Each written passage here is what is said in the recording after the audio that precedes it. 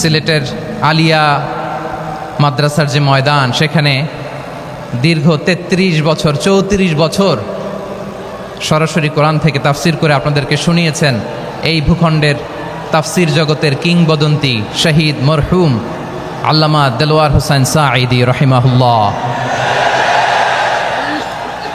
আমরা আমাদের আল্লামার জন্য দোয়া করি, আল্লাহ তাআলা মরহুম আল্লামা দেলোয়ার হোসেন সাঈদী রহিমাহুল্লাহর জীবনের সকল খেদমাগুলোকে আল্লাহ তাআলা কবুল করে নিক। ওনার কবরটাকে আল্লাহ তাআলা কোরআনের নূর দিয়ে মোনাওয়ার করে দিক।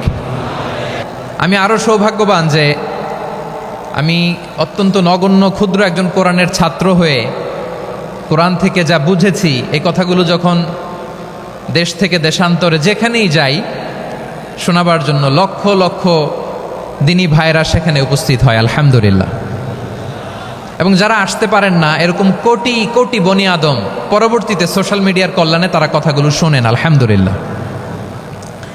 আবার এমনও অনেক আছে যারা আমাদেরকে পছন্দ করেন না, তারাও ডায়েরি খাতা কলম নিয়ে, মোবাইল নিয়ে, ল্যাপটপ খুলে আমাদের আলোচনা শোনেন। আমি তাদেরকেও ভালোবাসি, কারণ আমার স্লোগান হচ্ছে হেরে যাবে ওদের হিংসা, ষড়যন্ত্র, জিতে যাবে আমাদের ভালোবাসা। যারা আমাদের বিরোধিতা করে, আমাদের ব্যাপারে ঘৃণা ছড়ায়, তাদের জন্য আমাদের বুক ভরা দরদ আর ভালোবাসা আছে না নাই? কারণ ভালোবাসা দিয়ে যা জয় করা যায়, কঠোরতা দিয়ে তা পারা যায় না। তো যারা বিরোধিতার জন্য আমাদের আলোচনা শোনেন তাদেরকেও ওয়েলকাম। যারা আমাদের আলোচনা আউট অফ কনটেক্সট নিয়ে এক জায়গার মাথা আরেক জায়গার লেজ জুড়ে দেন, তাদেরকেও ওয়েলকাম।